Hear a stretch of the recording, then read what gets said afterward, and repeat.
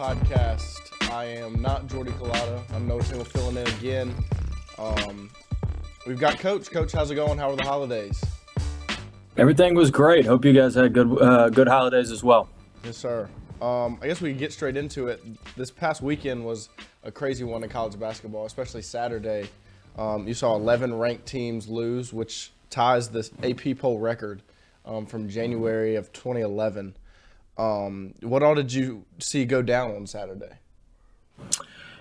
Well, the one I was the least surprised with, if we'd done a pod last week, I would have predicted this, was Kentucky beating Tennessee. Tennessee's built to be beat by Kentucky. The way they play, just to get in a slog fest with them in the 50s or 60s. Kentucky could still, can still stub its toe against some other teams that play faster, teams that get out. Like Alabama's a terrible matchup for them of the top teams. But there's nobody that's at the top of the SEC that's a better matchup for Kentucky and how they play and what they do than Tennessee. So I didn't think that was too surprising. I thought Cason Wallace with 6 assists played really well at point guard. Obviously, Oscar did what he was doing down low, and Reeves and Frederick did a nice job. Toppin was good. Livingston was solid. So, it was a good win for them, one they really needed after dropping the home game to South Carolina earlier in the week. And so, I thought that was a very interesting game. And then, there's just a ton of really good games. It's obviously, I always would say this, but there's nothing more difficult in college sports than winning a conference game on the road.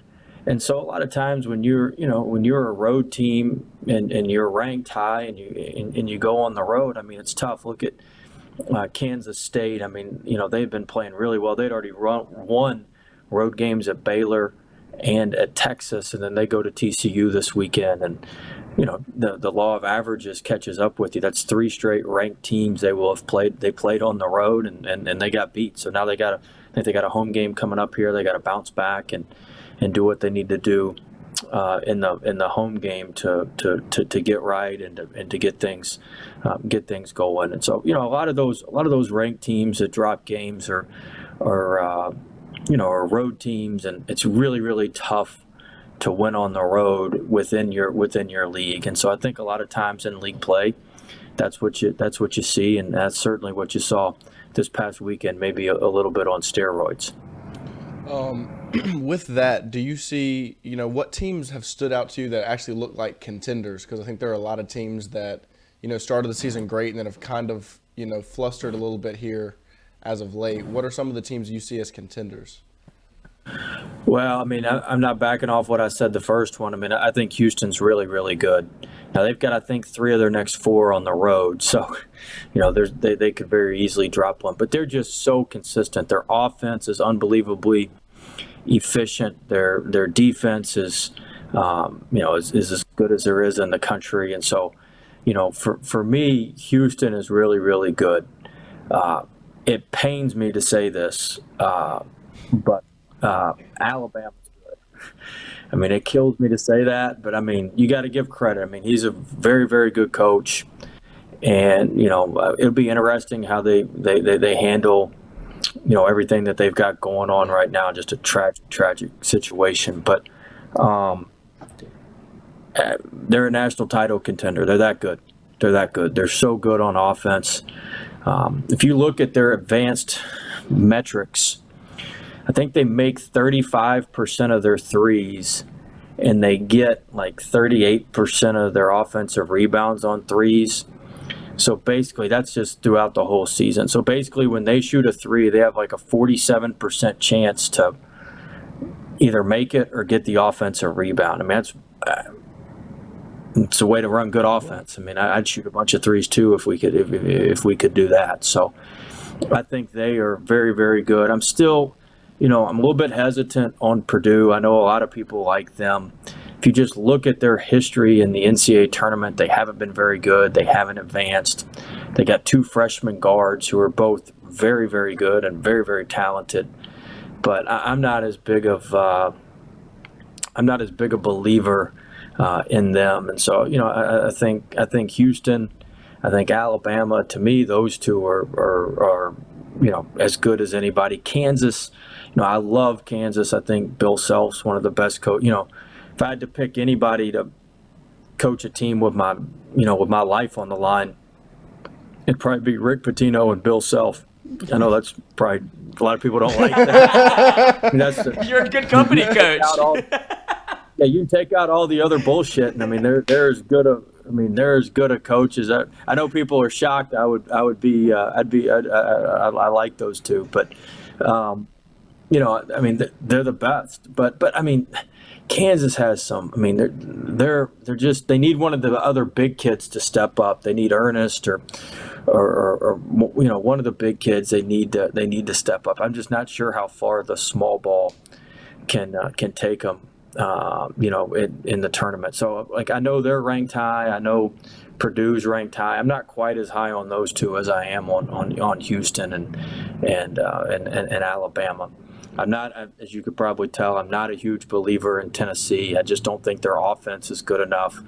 Their defense is great. They're going to have to catch fire to be able to make some things happen offensively in the NCAA tournament. You can't really trust. The motion and everything they've got going on with Vescovi and that sort of thing. So they're a very, very good team. They're an elite defensive team. It's just going to be can they bring their offense along. But you got to remember too, this time last year nobody was talking about North Carolina. If there's a silver lining for a team like Kentucky, they've got talent, they've got the pieces, kind of like North Carolina had last year. They just hadn't put it together. So there's somebody that's in that middle that's just kind of puttering along. UConn's lost 4 out of 5 since being ranked in the top 5. Their point guard play or lack of point guard play is catching up with them a little bit, but I still think, they've got as good a front line. They shoot the ball really well from 3. They got a bona fide pro in Jordan Hawkins. So I think there's a lot to like with those guys as well. So it'll be interesting. But for me, the 2 clear contenders are Houston and Alabama. If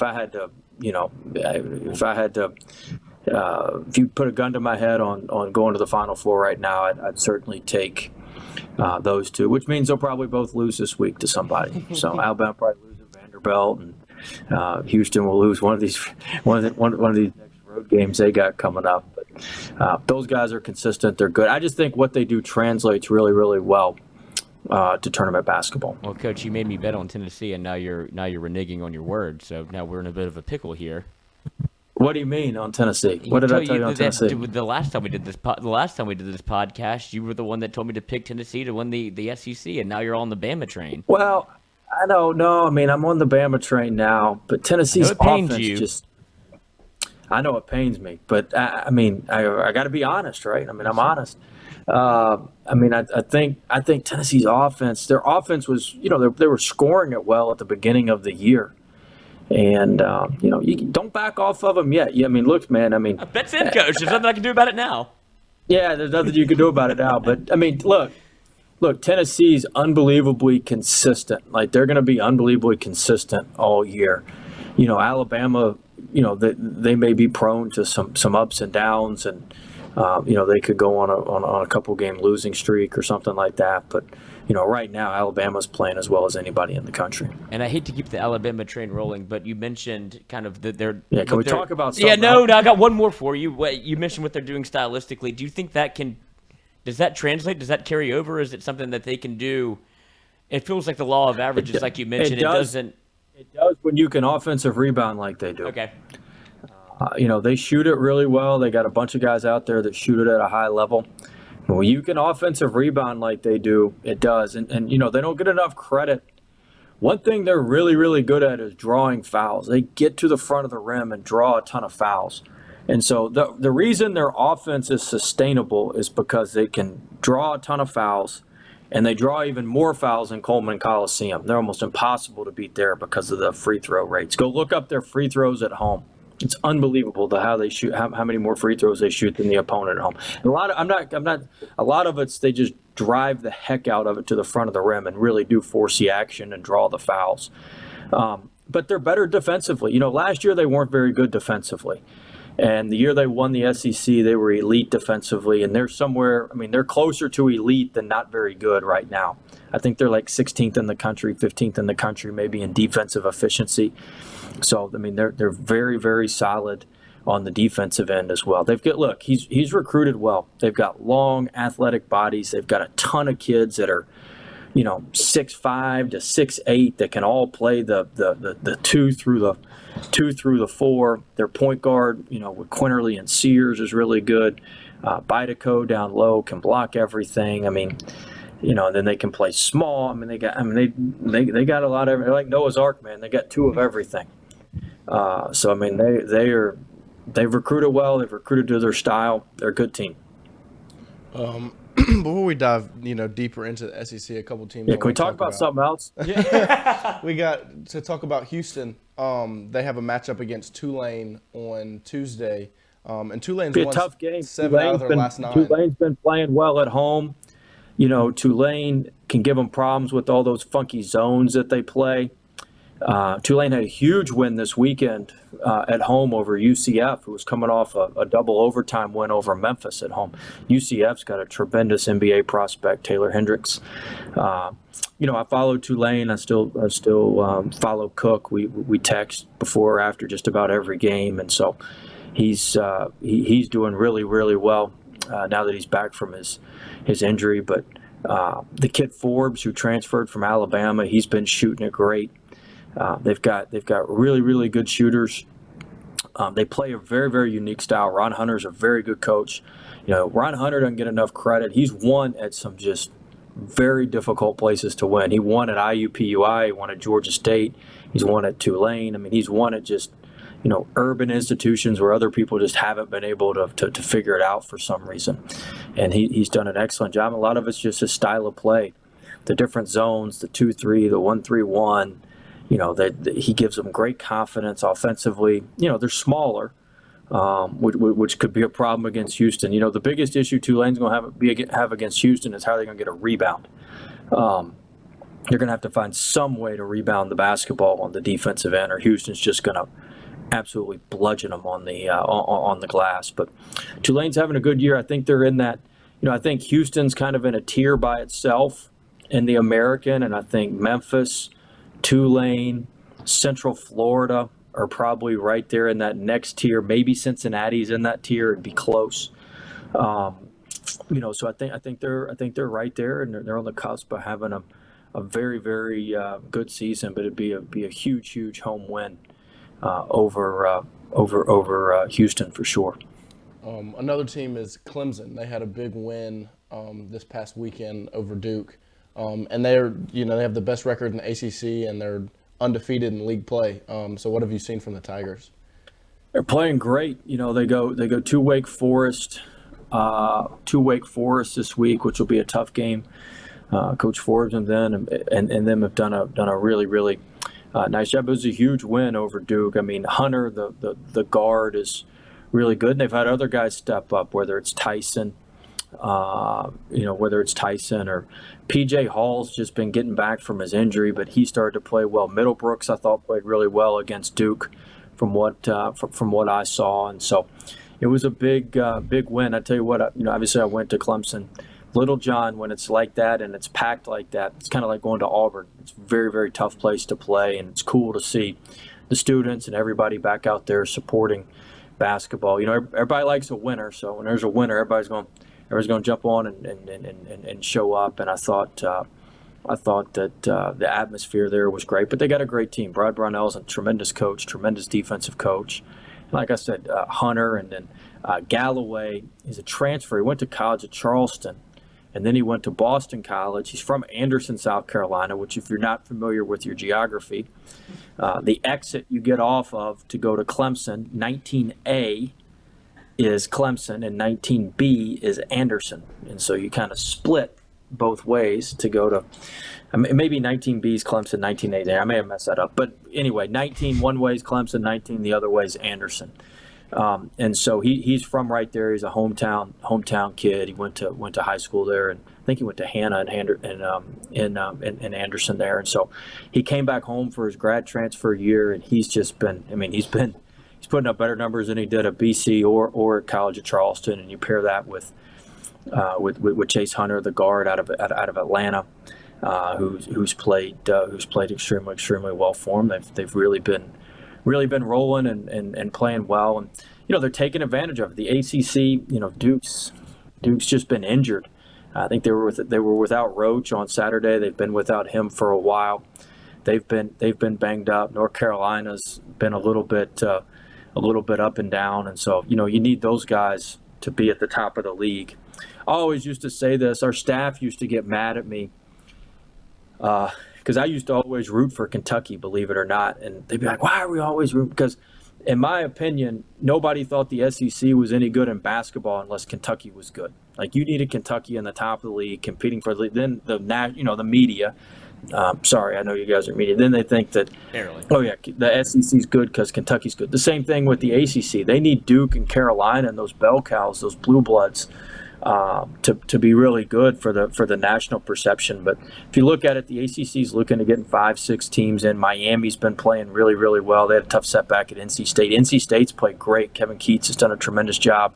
They took Jarkel Joyner, transfer from Ole Miss. They took DJ Burns, a big kid transfer who was at Winthrop, and they've both been really, really good. And then they've got Jaquavian Smith, who's an NBA prospect. He went through the draft process last year and came back. He'll probably be a first-round pick.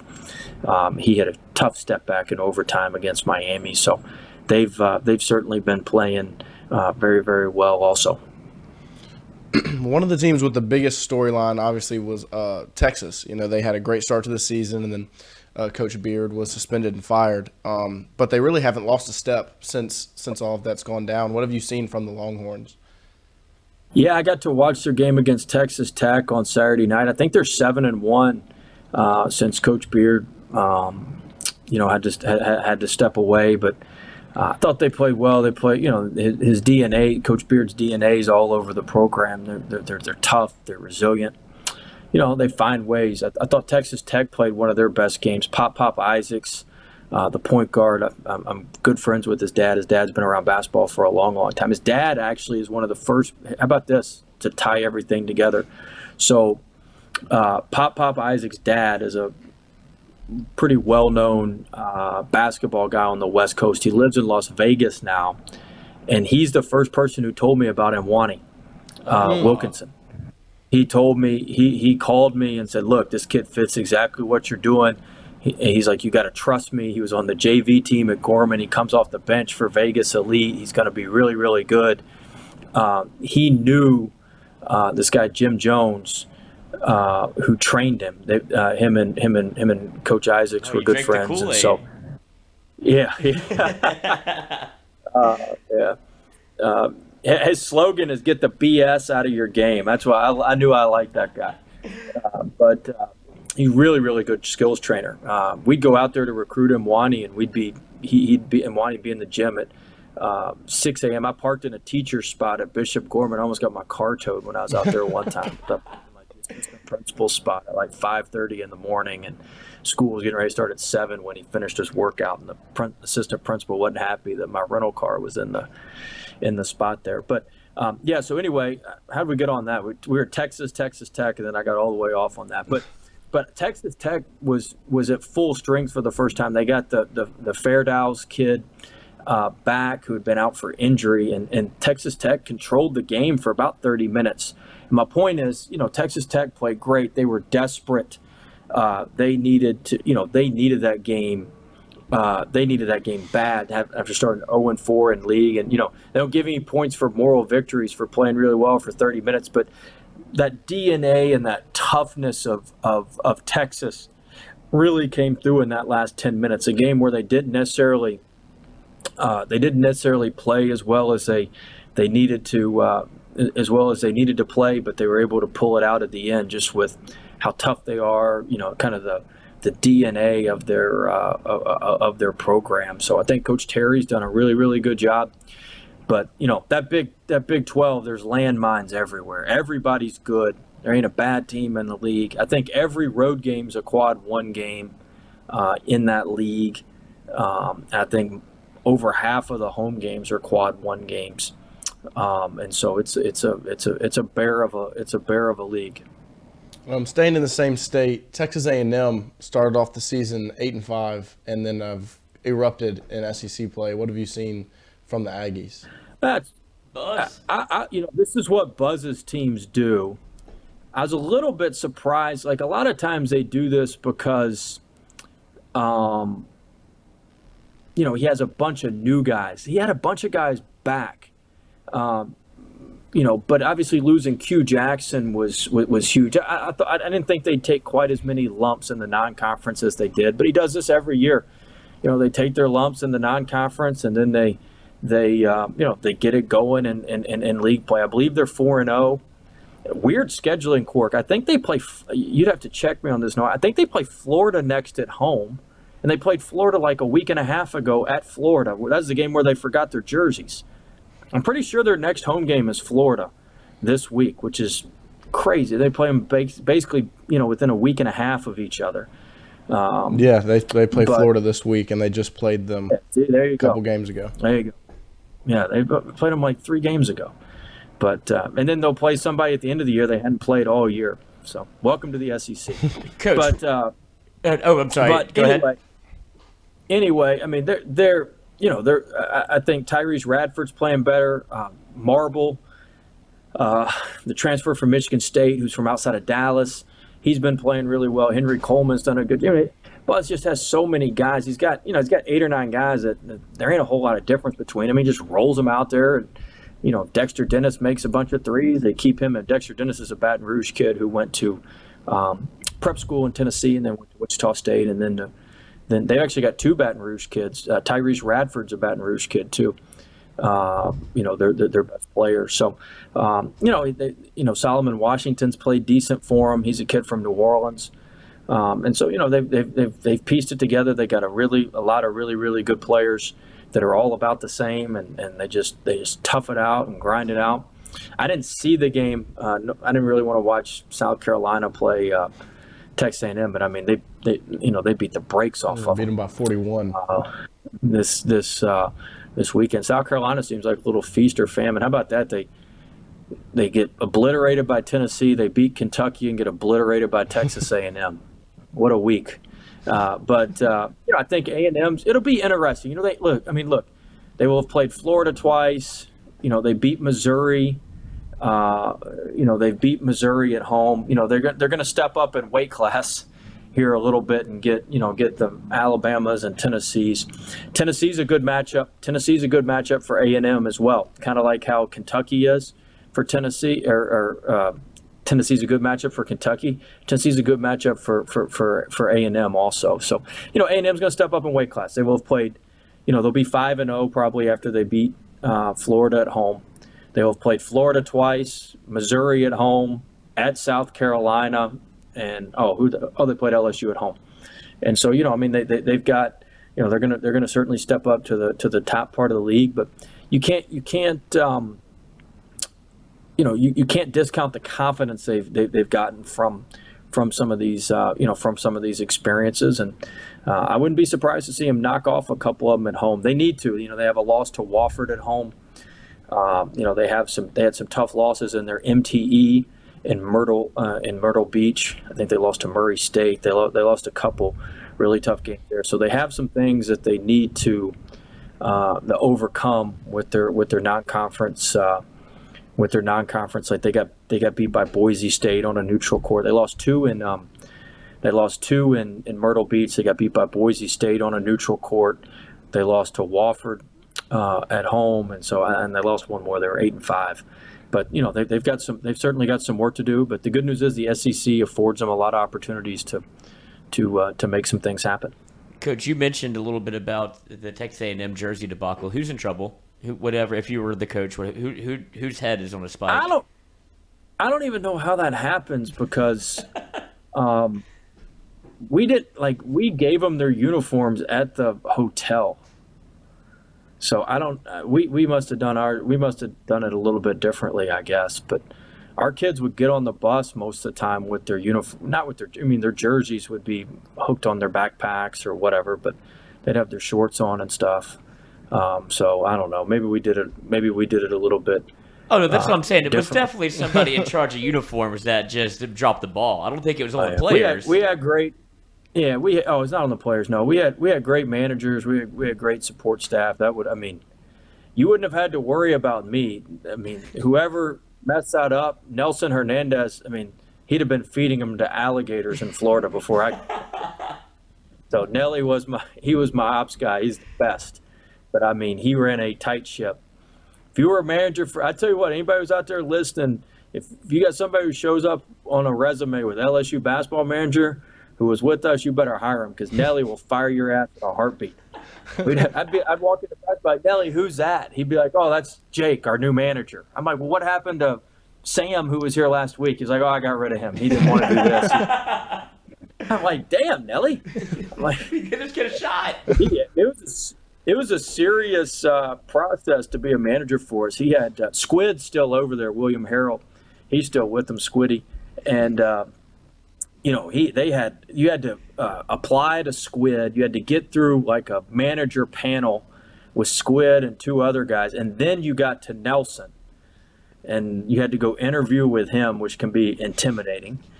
And then, you tried out. You had like a 10-day tryout. And then, you knew you're in the tryout because you didn't give them contract. Showing up in they'd be showing up in LSU gear that they bought at like the bookstore or something.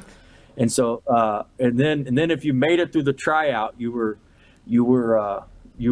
good to go. But we had some unbelievable managers, just awesome. In fact, this week I got to write a law school recommendation for one of them. I told him, I said, just what we need, more lawyers. You're well versed in this. Yeah, I'm well versed. I told him, I said, it's a hell of a lucrative deal. What I pay on my legal bills, it's a hell of a lucrative occupation you want to go into. I actually got to write his letter of recommendation this week. But one of our managers, Brady, he's a GA at TCU right now with Benford. Nick Flory, who was Fran Flory's son. He's with Bill Armstrong at Link. They just my assistant, who's at Link Academy in Missouri. He's there and he's doing a great job. Corey Benson, who was a manager for us and GA for us, he's with the Phoenix Suns. He's worked his way up into a video and scouting role with them. I'm leaving a bunch of guys out, but we had Tommy Kalous and Dillon's with the Birmingham Squadron and with the New Orleans Pelicans. We had unbelievable. I'm sure Tommy will listen. Tommy's a lawyer too. Tommy's a lawyer too. I wrote him a recommendation for his. He clerked with a guy up in Shreveport who went to LSU. So. But he's getting married and moving to Florida. We had tremendous managers, great people. So I'd say this: our guys wouldn't have forgotten those damn jerseys. They would have made sure. We got lawyers in charge of uniforms. We're good. They'd have made sure we had the jerseys. But I'm telling you, they would have been running before they told Nelson Hernandez that I'm telling you, it would have been. They would have been. I'm trying to think if we had any crazy stuff like that. Obviously, we had Jarrell who left his jersey in the locker room, but when we tried to put him in the game that time, but I don't think we really had anything wild like that where we had to go back to the hotel. Sometimes kids forgot their wallet or something in the hotel room, and we'd send a manager back with the bus driver during the game or something to pick it up. But we never had any big issues with jerseys or anything like that. I'll say this, and I'd have handled it the same way. Buzz did a great job. He took the blame, He didn't put it on the managers. I mean, at the end of the day, they're student managers also. They're students. I mean, they make mistakes. We all made mistakes. And I thought he did a masterful job of handling it and making sure that, he was out front and took on that. Of course, it's a lot easier to do that when you win after you give up a technical. Oh, yeah, absolutely, yeah. It's not a big deal if you got a W in the column. Golly, you guys got me scared just even thinking about them having to go tell Nelson that they left the jerseys at the hotel. Oh my gosh. Oh, Coach, we're running to Academy before we do that. Oh, it would have been. Oh my gosh. Another team in the SEC that actually I'll tell you this. We did have this happen. This is a little known story. We did have this happen. So, guys forget their IDs and stuff all the time. So we had copies of their IDs made, and we kept their ID. We kept like passports and stuff with us.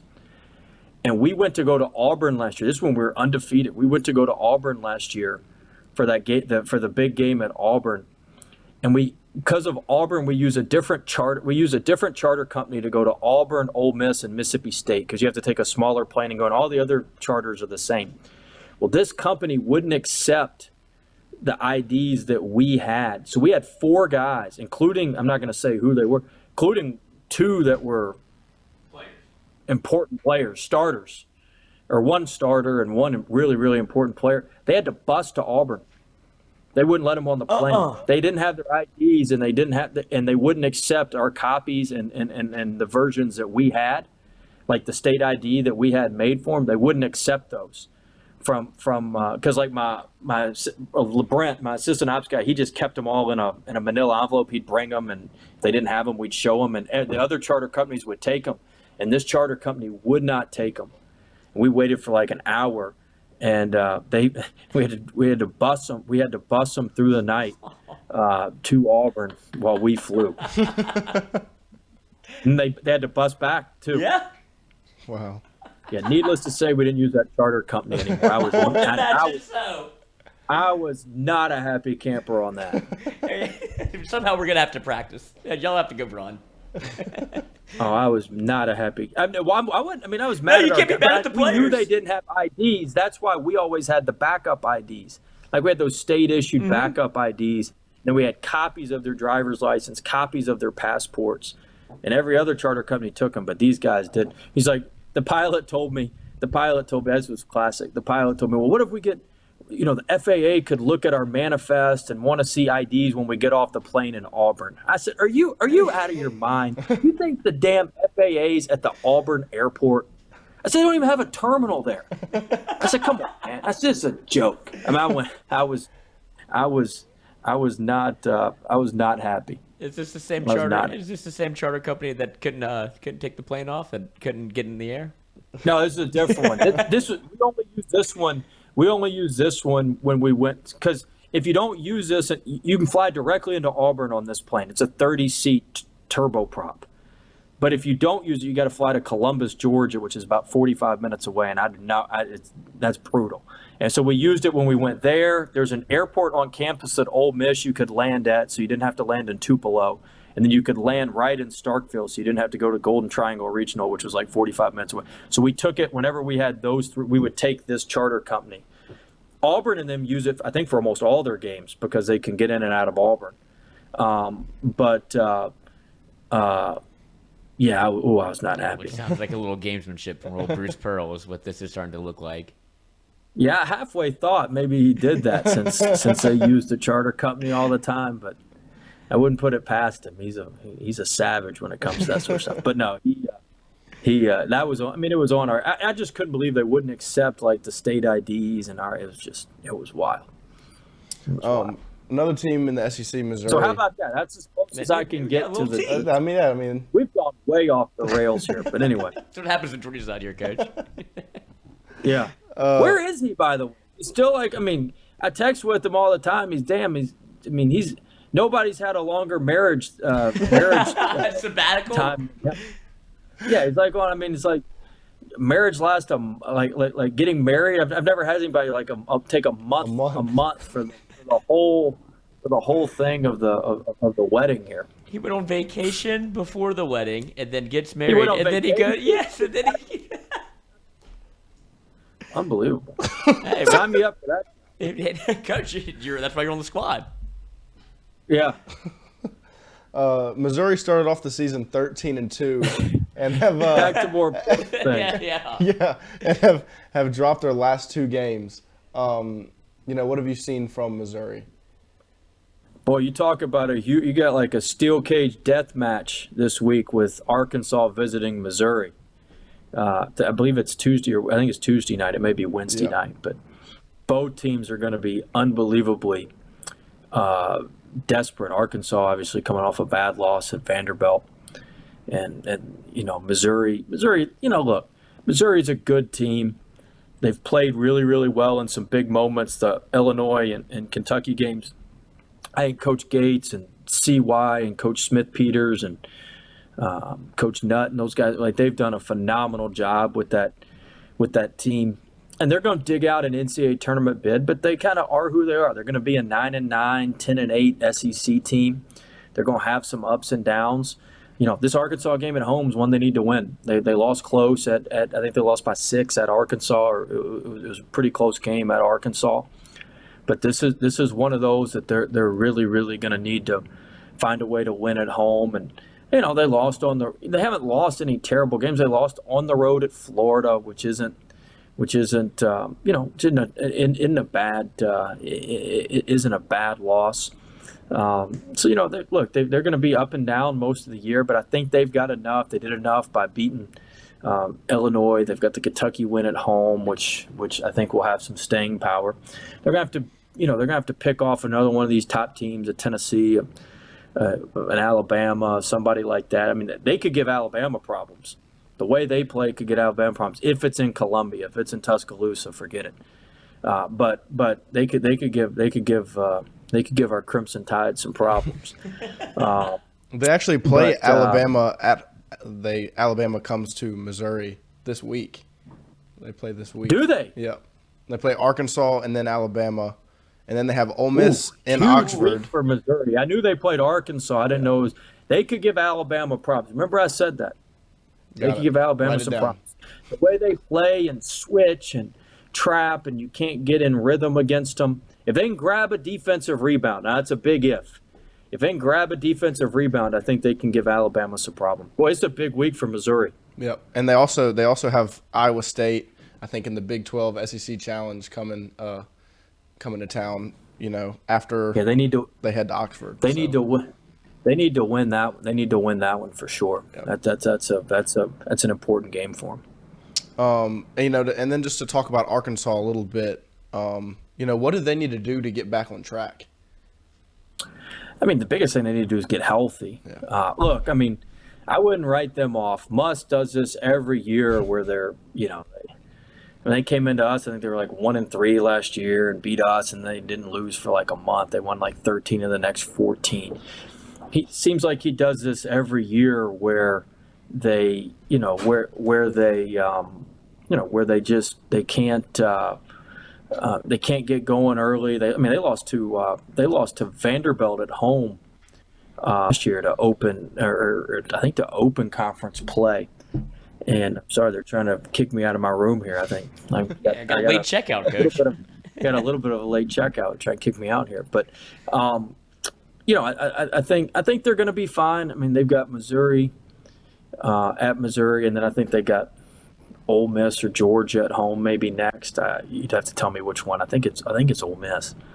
So they got a chance to get right here. But I tell you, I mean, Muss is a tremendous coach. I wouldn't bet against him for nothing. I would not bet against him. So I think he'll figure out a way to flip it and get it going. Yeah, there's a couple of big games coming up on Tuesday to kind of preview. Kansas and Kansas State play Tuesday night. What do you expect in that matchup? It's going to be a great game. I mean, I think it's at Kansas State, is it not? It is. Yeah, I mean, Kansas State, I said they had the tough one at TCU, but they're 4-1. They've got a great 1-2 punch with the guard and Keontae Johnson, who a lot of people know, who was transfer from Florida. So they've got a great 1-2 punch. Jerome Tang's done a tremendous job. Rodney Perry, Jareem Dowling, his assistants are very, very good, and so they've got a really good team this year. And I think it'll be a hornet's nest for Kansas. But like I said earlier, Self always finds a way to dig these type wins out, finds a way to win these type games. So it'll be interesting. It'll be interesting to see what happens on Tuesday night. Another big matchup is Texas and Iowa State. Texas heads onto the road. What do you see in that game? Yeah, I mean, you got. I mean, Hilton Coliseum's a snake pit up there in Ames, and so y'all ever been to Ames, Iowa? Have not. Lloyd? Not much there. Coach, I don't Hickory think there's Park a reason for me to Restaurant's go to really good. Ames, Iowa, unless I have a warrant out for my arrest. Yeah, Hickory Park Restaurant's where you need to go. If you Oh, ever go to thank Ames, you. go to Hickory Park. That's it. That's Fly all to you got Des for Moines. Ames. Yeah, it's good. It's a nice little college town. Nice little college town. Sure, I could find trouble if I wanted to. It's the home of Harrison Barnes. Did you know that? NBA player, played at North Carolina. I know who Harrison Barnes is. Went to Ames High School. So, anyway, I wonder how North Carolina Anyway. found him.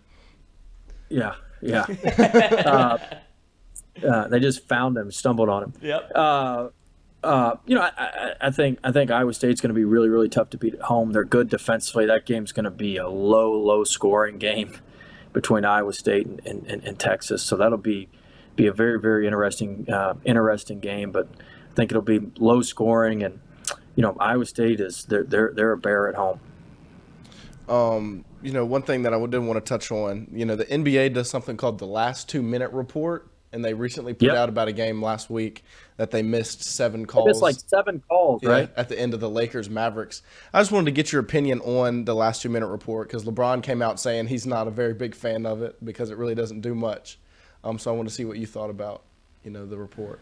Well, I mean, any of that stuff with the officiating. I mean, look, they can put it out there, but nothing much happens. Right. I mean, it is what it is. I mean, what are they going to do? Go back and change it? Right. I guess it shows some accountability. It shows they watched it and they looked at it and that sort of thing. But I don't have a feel on it either way. Right. Do you think there's something else that like college basketball can implement kind of like that? Just something to kind of hold the officials accountable. I mean, look, the officials, most of them do a really, really good job. There's a lot of really, really good officials. I mean, you look at their call accuracy, like even the worst ones in the SEC are like, somewhere between 90 to 92% accurate, which is pretty incredible. I mean, most of them do a pretty good job. I mean, there's some tough. I mean, if you watch that Kentucky-Tennessee game, that was a bear to officiate. I mean, you could have called a foul every possession on each team. I mean, that is a bear. That was a bear of a game to officiate. I think look, I mean, you can't do it in college because they're working in the SEC this night, they're working in the ACC. Right. Monday night, Tuesday night they're in the Big 12. Wednesday they're back to the SEC. Thursday they're working the American. Friday they're working the A10 Friday night game. Saturday, I mean, it's just all over the map, and so it makes it very tough to hone in on that type thing. One of the listeners actually had a question about officials, and he asked, how far in advance of a game do coaches find out who the officials are, and have they ever factored it into a game plan? Yeah, I would factor them into the game plan. We had stats on all of them. I think we knew a week before. You think you knew like 2 games out who the officials were? They released them like a week before, 7 days before each game. But we knew, and there were certain officials I knew like they like to call a bunch of fouls. So like if they were the lead official and they were under our basket, like we were going to try to drive the ball because we knew he was going to call fouls. So there was all sorts of, and I didn't tell our players all that, but that was how I called the plays and stuff like that. We had stats on all those guys. That's when I would get the most mad, is when they would go against what I knew their statistics to be. Mm-hmm. Sounds like Tim Donaghy. That would I wouldn't go that far. But, that would drive me crazy. Another question from a listener, and they asked, how many inbounds underneath plays do college teams usually have? Oh, it depends. we probably had 12 to 15. In fact, I know we had 12 to 15. It just depends. Some teams, you look at Kentucky. Some teams like Kentucky, Kansas, they have one or two and they run it into their sets. They're not like different. Right. They're not anything different. But you look at somebody like Richmond, Idaho State.